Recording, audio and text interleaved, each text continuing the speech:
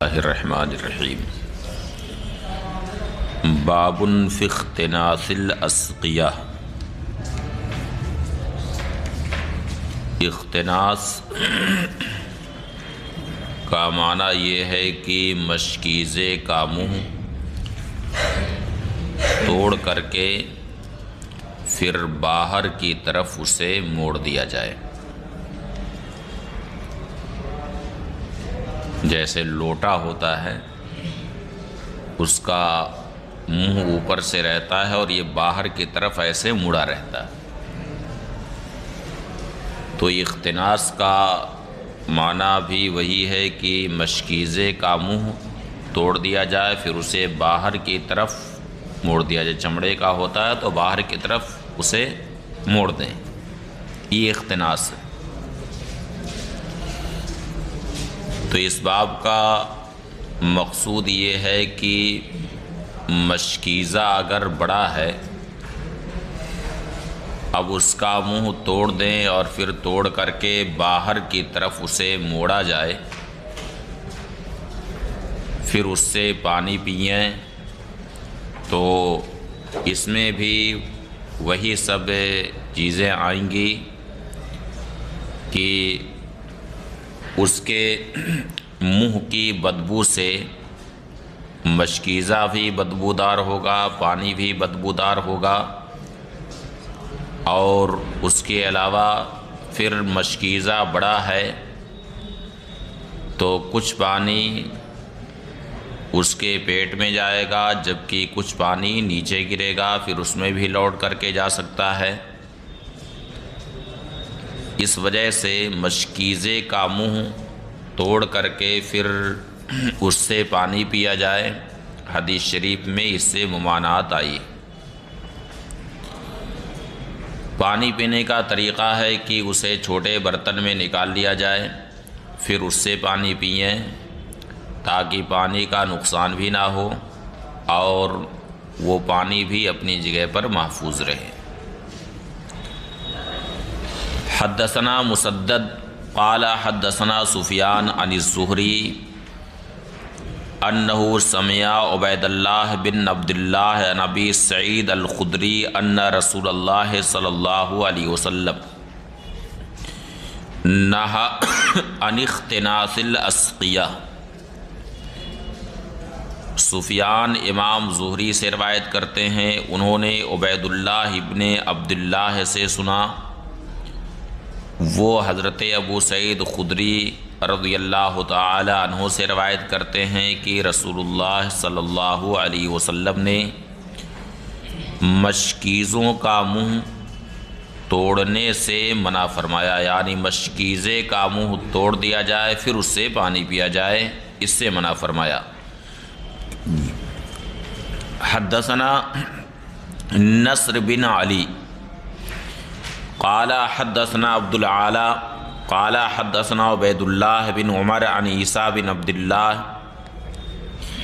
رجل من الانصار عن ابیہ ان النبی صلی اللہ علیہ وسلم دعا بإداوۃ یوم احد فقال اخنس فمل اداوۃ ثم شربا من فیہا۔ عبید اللہ ابن عمر عیسیٰ ابن عبداللہ سے روایت کرتے ہیں، یہ انصار میں سے ہیں، وہ اپنے والد سے روایت کرتے ہیں کہ نبی کریم صلی اللہ علیہ وسلم نے احد کے دن برتن منگایا اور ارشاد فرمایا کہ برتن کا منہ توڑ دو، برتن کا منہ توڑ دو، ثم شربا من فیہا، پھر اس برتن کے منہ سے نبی کریم صلی اللہ علیہ وسلم نے پانی نوش فرمایا۔ اب اس باب میں دو حدیثیں ہیں۔ پہلی حدیث میں اختناس الاسقیہ سے منع فرمایا گیا، جبکہ دوسری حدیث ہیں اس میں خود نبی کریم صلی اللہ علیہ وسلم نے ارشاد فرمایا اخنس فمل اداوت، یعنی برتن کا منہ توڑ دو۔ ان دونوں حدیثوں میں بظاہر تعارض معلوم ہوتا ہے، مگر حقیقت میں کوئی تعارض نہیں۔ پہلی بات تو یہ ہے کہ نبی کریم صلی اللہ علیہ وسلم کے دہن اقدس پر اور حضور اقدس صلی اللہ علیہ وسلم کے تبرکات پر عام آدمی کے منہ کا قیاس نہیں کیا جا سکتا۔ یہاں تو ہر مومن کی یہ خواہش ہوتی ہے کہ نبی کریم صلی اللہ علیہ وسلم کے دہن اقدس سے مس ہو کر کے کوئی چیز مل جائے، یا حضور کے جسم اطہر سے مس ہو کر کے کوئی چیز مل جائے۔ یہ ہر مومن اپنے لیے باعث شرف اور باعث خیر و برکت سمجھتا، ہر مومن کی یہ خواہش ہوتی۔ یہی وجہ ہے کہ جب نبی کریم صلی اللہ علیہ وسلم وضو فرماتے تھے تو صحابہ کرام کے تعلق سے ہے کہ کانوا یبتدرون وضوءہ صلی اللہ علیہ وسلم، یعنی غسال اقدس کو لینے کے لیے صحابہ کرام آپس میں ایک دوسرے پر سبقت کرتے تھے۔ بلکہ عروہ ابن مسعود ثقفی نے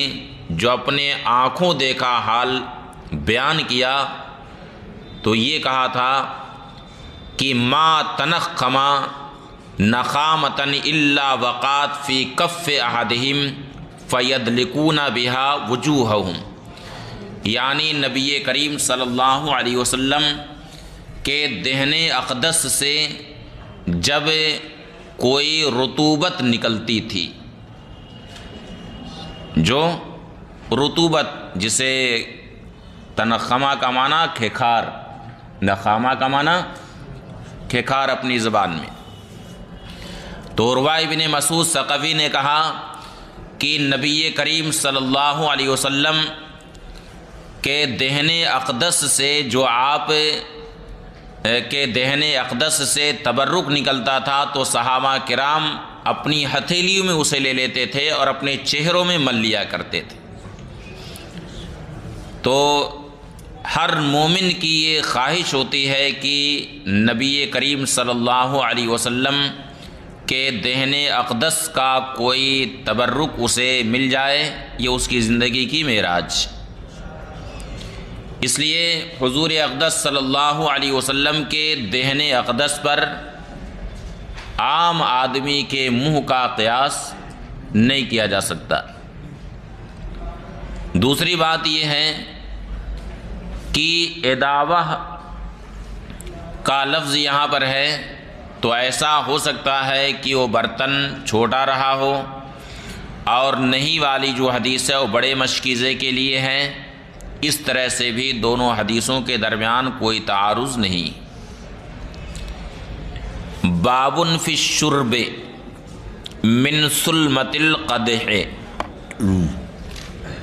یہ باب ہے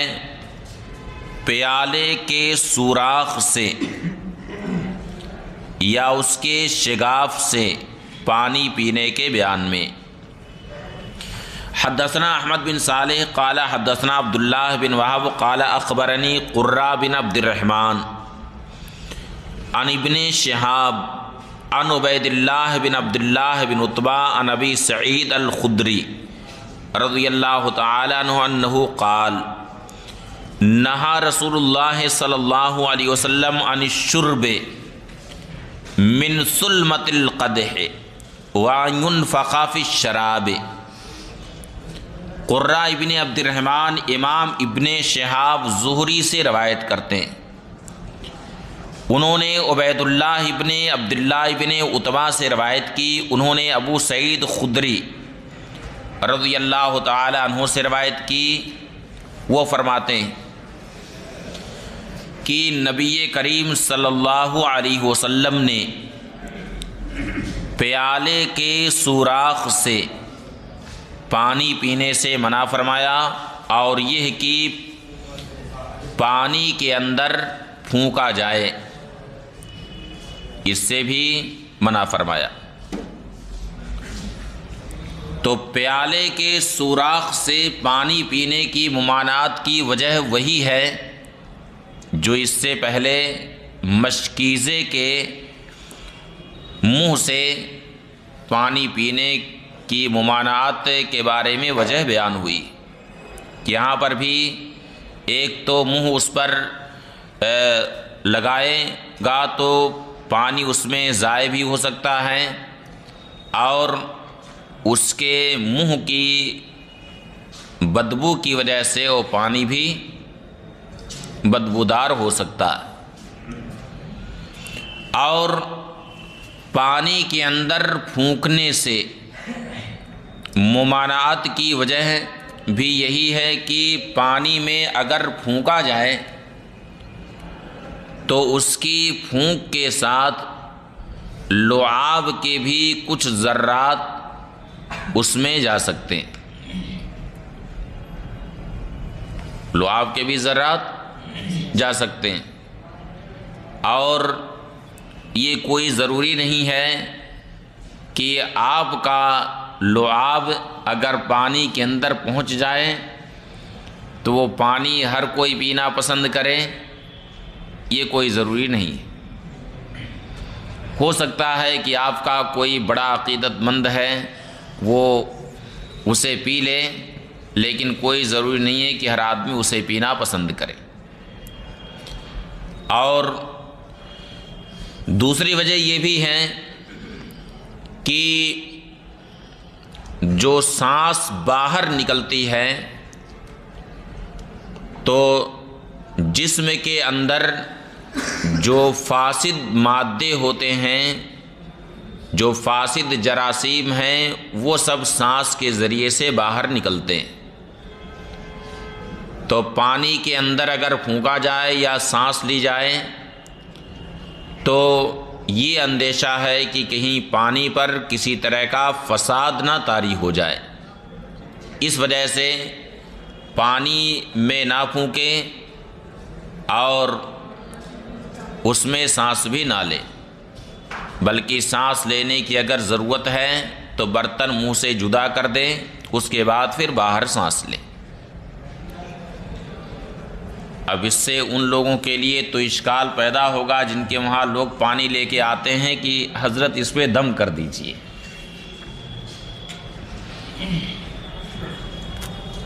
اشکال پیدا ہوگا نا کہ اس پہ دم کر دیجئے، اور مشائخ دم کرتے ہی ہیں، آپ لوگ بھی یہ کام کرتے ہوں گے۔ ہاں،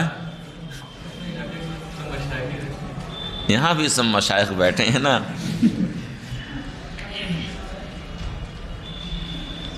یہ ایک مسئلہ ہے، اس تعلق سے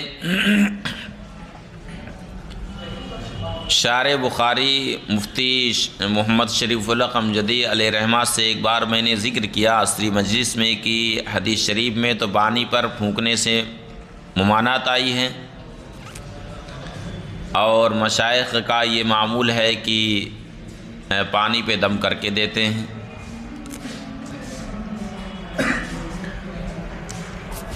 تو شارح بخاری نے کہا کہ یہ تو صحیح ہے کہ حدیث شریف میں پانی پر دم کرنے سے، یہ پانی میں پھونکنے سے ممانعت آئی ہے، لیکن چونکہ آیات قرآنیہ یا احادیث کریمہ میں جو دعائیں آئی ہیں انہیں پڑھ کر کے دم کیا جاتا ہے، اس لیے ان آیات قرآنیہ کی برکت سے امید شفا ہے کہ پانی کے اندر شفا آئے گی،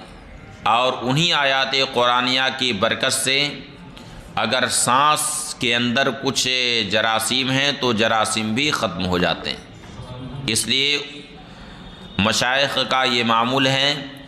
بلکہ کتاب الطب والرقیٰ میں ایسی حدیث بھی آ رہی ہے جس سے یہ ثابت ہوتا ہے کہ پانی پہ اگر دم کیا جائے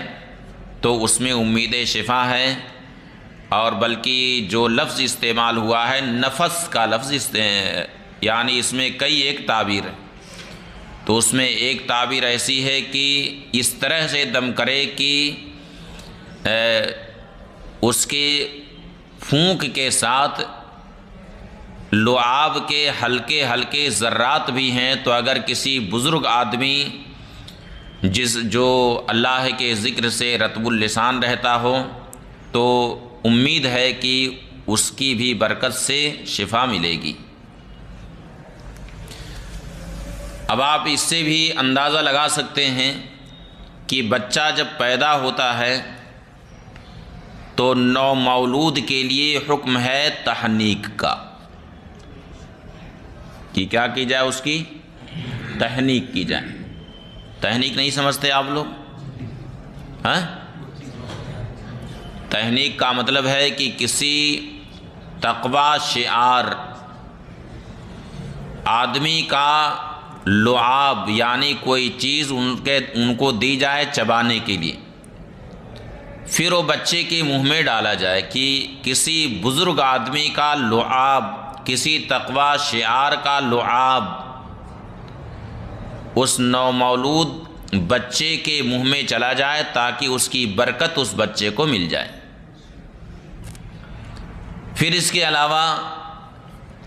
وہ بھی حدیث شریف کتاب الطب والرقیٰ میں آئے گی کہ ریقت بعضنا تربت ارضنا بریقت بعضنا شفاء لسقیمنا، یعنی ہم میں بعض لوگوں کا لعاب ہمارے زمین کی مٹی کے ساتھ ہمارے بیماروں کے لیے شفا۔ تو اس میں ارشاد ہوا ریقت بعضنا، ہم میں بعض لوگوں کا لعاب۔ تو یہ بعض لوگوں کا لعاب، جن کے لعاب میں شفا ہے، یہ کون لوگ ہیں؟ یہ وہی لوگ ہیں جو تقوی شعار ہیں اور جو ذکر الہی سے ہر دم رطب اللسان رہتے ہیں، اور وہ ایسے اللہ والے ہوتے ہیں کہ ان کے نورانی چہرے کو آدمی دیکھتا ہے تو ان کے چہرے کو دیکھ کر کے زبان پر اللہ کا ذکر آ جاتا ہے کہ آدمی اسے دیکھ کر کے سبحان اللہ، ماشاء اللہ، لا الہ الا اللہ، اس طرح کے کلمات پڑھتا ہے۔ یہ وہ لوگ ہیں، یہ سب کے لیے نہیں، صاف تربت و ریقت و بعضنا ہے، ہم میں بعض لوگوں کا لعاب، کلنا نہیں ارشاد ہوا۔ حدثنا باب فی الشراب فی آنیۃ الذہب والفضہ، یہ باب ہے سونے چاندی کے برتن میں پینے کے بیان میں۔ سونے چاندی کے برتن کا استعمال یہ ناجائز و حرام ہے، مردوں کے لیے بھی اور عورتوں کے لیے بھی۔ ہاں، سونے چاندی کا زیور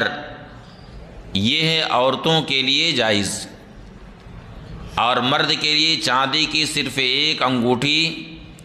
جو 4.5 ماشا سے زیادہ نہ ہو، اس کے اندر ہی رہے، بس وہ جائز ہے۔ حدثنا حفص بن عمر قال حدثنا شعبہ عن الحکم عن ابن ابی لیلہ قال کان حذیفہ بالمدائن فاستسقى۔ ابن ابی لیلہ فرماتے ہیں کہ حضرت حذیفہ ابن الیمان صاحب و سر رسول اللہ صلی اللہ علیہ وسلم مدائن میں تھے۔ فاستسقى،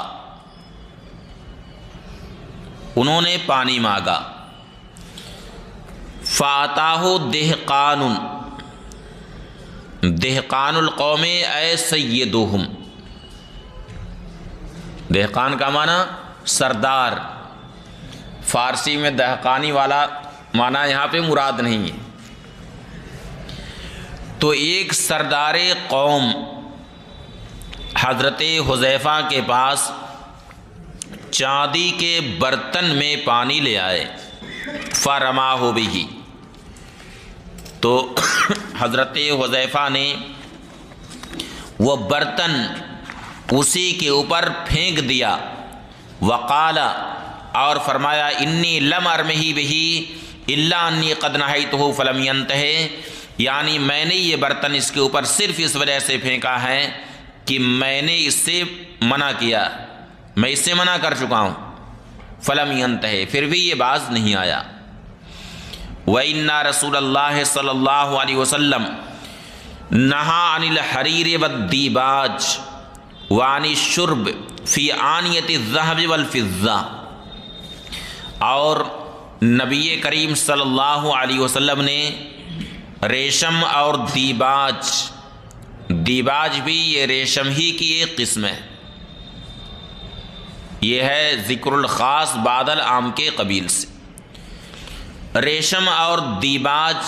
سے منع فرمایا، اور سونے چاندی کے برتنوں میں پینے سے منع فرمایا، اور ارشاد فرمایا ہیا لہم فی الدنیا ولکم فی الآخرہ، یہ ان کے لیے دنیا میں ہے، یعنی کفار و مشرکین کے لیے دنیا میں ہے اور تمہارے لیے آخرت میں۔ تو جب یہ تمہارے لیے آخرت میں ہے تو اب دنیا میں اسے استعمال کرنا یہ جائز نہیں، بلکہ اسی لیے فقہائے کرام نے یہ ضابطہ اخذ کیا ہے کہ من طلبہ شین قبل اوانہ فقد عوقب بحرمانہ، یعنی جو کسی چیز کو قبل از وقت طلب کرے، جو کسی چیز کو قبل از وقت طلب کرے تو اس کی سزا یہ ہے کہ اسے محروم کر دیا جائے، اس کی سزا یہ ہے کہ اس سے محروم ہو جاتا ہے۔ اس لیے جب مسلمانوں کے لیے یہ آخرت میں ہے تو اب دنیا میں ان کا پہننا یہ جائز نہیں۔ بابن فی القرع، یہ باب ہے منہ لگا کر پانی پینے کے بیان میں۔ منہ لگا کر کے پانی پینے کا مطلب یہ ہے کہ جیسے پانی بہہ رہا اور اس میں منہ لگا کر کے پانی پیا جائے، بغیر کسی برتن میں نکالے ہوئے منہ لگا کر کے پانی پیا جائے، اسے کرا کہتے ہیں۔ حدثنا عثمان بن ابی شیبہ قال حدثنا یونس بن محمد قال حدثنی فلیح عن سعید بن الحارث عن جابر بن عبداللہ رضی اللہ تعالی عنہما قال دخل رسول اللہ صلی اللہ علیہ وسلم ورجل من اصحابہ علی رجل من الانصار۔ حضرت جابر بن عبداللہ رضی اللہ تعالی عنہما فرماتے ہیں کہ رسول اکرم صلی اللہ علیہ وسلم اور حضور کے صحابہ میں ایک صحابی رسول، ایک انصاری صحابی کے وہاں تشریف لے گئے، اس حال میں وَهُوَ يُحَوِّلُ الْمَاءَ فِي حَائِطِهِ، اس حال میں کہ وہ انصاری صحابی اپنے باغ میں پانی ڈال رہے تھے۔ فقال رسول اللہ صلی اللہ علیہ وسلم ان کان عندک ماء بات هذه اللیلہ فی شن وإلا کرعنا، تو نبی کریم صلی اللہ علیہ وسلم نے فرمایا کہ اگر تمہارے پاس ایسا پانی ہو جس پر یہ رات گزر چکی ہو، یعنی باسی پانی اگر تمہارے پاس ہے، باتا حاضر لیلہ جس پر یہ رات گزر چکی ہو، اسی سے باسی پانی کو کیا کہا جاتا ہے؟ ماؤن بائت، یعنی باسی پانی۔ تو یہ بائت اصل میں بات یبیتو بیتوتتن سے، یعنی جس پر رات گزر چکی ہو۔ تو ارشاد فرمایا کہ اگر تمہارے پاس ایسا پانی ہو جس پر یہ رات مشکیزے میں گزر چکی ہو، یعنی رات بھر کا پانی اگر تمہارے پاس مشکیزے میں ہے، فبیہا، یعنی وہ ہمیں دو پینے کے لیے، وَإِلَّا قَرَعْنَا، ورنہ اگر تمہارے پاس کوئی مشکیزہ نہیں ہے جس میں پانی ہو، قَرَعْنَا، تو ہم منہ لگا کر کے پانی پئیں۔ قال بلا، انہوں نے عرض کیا کیوں نہیں، عندی ماؤن باتا فی شنن، میرے پاس پانی ہے جس پر ایک رات مشکیزے میں گزر چکی۔ چونکہ مشکیزے میں اگر رات بھر پانی رکھا ہوا ہو تو صبح ہوتے ہوتے وہ پانی کافی شیریں ہو جاتا ہے اور ساتھ ہی ٹھنڈا بھی رہتا ہے۔ اس وجہ سے نبی کریم صلی اللہ علیہ وسلم نے ارشاد فرمایا کہ اگر تمہارے پاس باسی پانی ہے مشکیزے میں تو ٹھیک ہے، یعنی اسے دو پینے کے لیے۔ اس سے یہ معلوم ہوا، بلکہ یہ تو اس مومن کے لیے شرف کی بات ہے، نہایت شرف کی بات ہے کہ نبی کریم صلی اللہ علیہ وسلم از راہ کرم فرمائی اس کے باغ میں تشریف لے جائیں اور پھر نبی کریم صلی اللہ علیہ وسلم یہ ارشاد فرمائیں کہ ہمیں فلاں چیز پیش کرو۔ یہ اس کے لیے بہت ہی باعث شرف اور باعث خیر و برکت ہے۔ اور نبی کریم صلی اللہ علیہ وسلم کی شان تو بے مثال ہے۔ امام شافعی رحمۃ اللہ تعالی علیہ اپنے اصحاب میں ایک صاحب کے وہاں تشریف لے گئے۔ اب انہوں نے دیکھا کہ ہمارے گھر پہ ہمارے شیخ بلا کسی اطلاع کے تشریف لائے ہوئے ہیں، بہت خوش ہوئے۔ فرمایا کہ آج سے بڑھ کر اور مبارک دن میرے لیے کیا ہوگا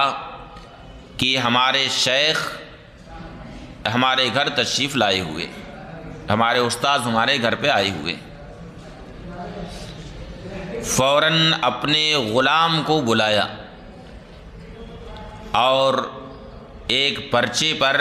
لکھا کہ فلاں فلاں چیز جاؤ بازار سے لے کر کے آؤ، اور بازار سے لے کے آنا تو گھر میں بھی مت لے جانا، اسے سیدھے شیخ کے سامنے اسی حال میں سب کچھ پیش کر دینا۔ اب پرچہ انہوں نے اندر لکھا، پھر جب باہر ان کا غلام لے کر کے نکلا تو امام شافعی رحمۃ اللہ تعالی علیہ نے اس غلام سے پوچھا کہ تمہارے ہاتھ میں کیسا پرچہ ہے، لاؤ دیکھیں کیا لکھا ہے اس پہ۔ پھر پرچہ امام شافعی نے لیا تو دیکھا کہ پوری ایک لسٹ سامان کی بنی ہوئی ہے بازار سے لانے کے لیے۔ امام شافعی نے پوچھا کہ یہ کیسی لسٹ ہے تو جو تم بازار لے کر کے جا رہے؟ انہوں نے کہا کہ حضور یہ آپ کی ضیافت کے لیے آپ کے جو شاگرد ہیں انہوں نے مجھے دیا ہے کہ جاؤ بازار سے لے کر کے آؤ۔ تو امام شافعی نے کہا کہ وہ کاغذ مجھے دو۔ کاغذ اپنے ہاتھ میں لیا، پھر اس میں اپنی طرف سے کسی چیز کا اضافہ کر دیا اور کہا کہ اب یہ لسٹ لے کر کے جاؤ۔ اب وہ لے کر کے گئے بازار میں، سارا سامان لیا اور لا کر کے سب امام شافعی رحمۃ اللہ تعالی علیہ کے سامنے پیش کر دیا۔ اب جو ان کے شاگرد تھے، جو مالک مکان تھے، ان نے دیکھا کہ جو میں نے لسٹ بنائی تھی وہ سارا سامان تو ہے ہی، مزید اس میں ایک چیز ایسی نظر آ رہی ہے جو میں نے نہیں لکھی ہے۔ تو اپنے غلام کو اشارے سے اندر بلایا، پوچھا کہ اس میں ایک سامان ایسا نظر آتا ہے جو میں نے نہیں لکھا ہے، وہ کیسے آیا ہے؟ تو ان کے غلام نے کہا کہ آپ کے شیخ امام شافعی رحمۃ اللہ تعالی علیہ نے خود اپنے ہاتھ سے اس کا اضافہ فرمایا۔ جب انہوں نے سنا کہ ہمارے شیخ نے اپنے ہاتھ سے اس کا اضافہ کیا ہے تو فرمایا الحمدللہ الذی جعل ھذا الامام الہمام ضیفا لی وجعلہ راضیا بان اکون صدیقا لہ۔ اللہ کا شکر ہے کہ اللہ نے اتنے عظیم الشان محتم بالشان امام کو میرا مہمان بنایا اور انہیں اس بات سے راضی کیا کہ میں ان کا دوست ہو جاؤں۔ جو انہوں نے اضافہ کیا اپنے قلم سے، ظاہر ہے کہ دوستی ہی کے نتیجے میں انہوں نے مجھے اپنا دوست بنایا، اس دوست بنانے کے بعد ہی اپنے قلم سے اس کا اضافہ کیا۔ تو اللہ کا شکر ادا کیا اور اس کے بعد پھر فرمایا اپنے غلام سے کہ اس خوشی میں آج میں تمہیں آزاد کرتا ہوں، اور اسی وقت انہیں غلامی سے آزاد کر دیا۔ تو یہ تو اگر کوئی معظم دینی کسی کے وہاں تشریف لے جائیں تو آدمی کو اپنے لیے باعث شرف تصور کرنا چاہیے، مگر اس میں خود معظم دینی کو بھی سمجھنا چاہیے کہ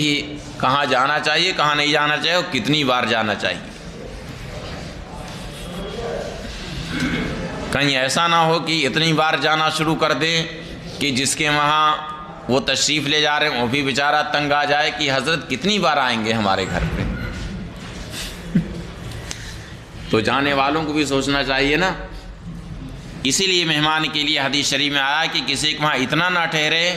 کہ اسے تنگ کر ڈالے، حتیٰ یحرجہ، یعنی یہاں تک کہ اسے حرج میں ڈال دے، تنگی میں ڈال دے، اور اسے پوچھنا پڑے کہ حضرت کب تک آپ رہیں گے۔